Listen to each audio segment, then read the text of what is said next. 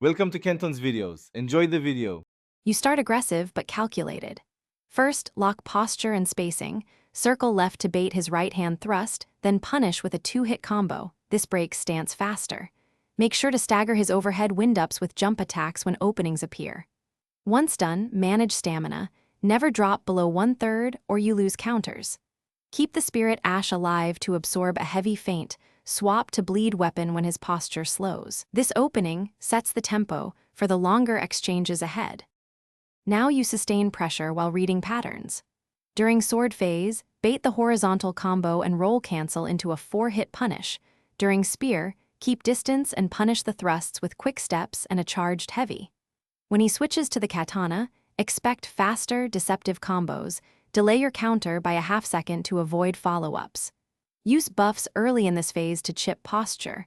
Rotate flask healing between attacks. Make sure to reset with a short retreat if his stamina recovers fully. Then finish strong when his posture nears break.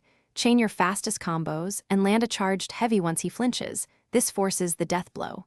If you get overwhelmed, back out immediately, heal 1 flask, and re-enter with a summoned ally to reset his aggression. Make sure to watch for his instant spin attack. Dodge toward him with a 1/4-second anticipation, and you avoid the deadly follow-up. If things still go wrong, swap to higher poise armor to trade hits more effectively. Then reapply pressure. Thanks for watching. Consider subscribing if we helped you.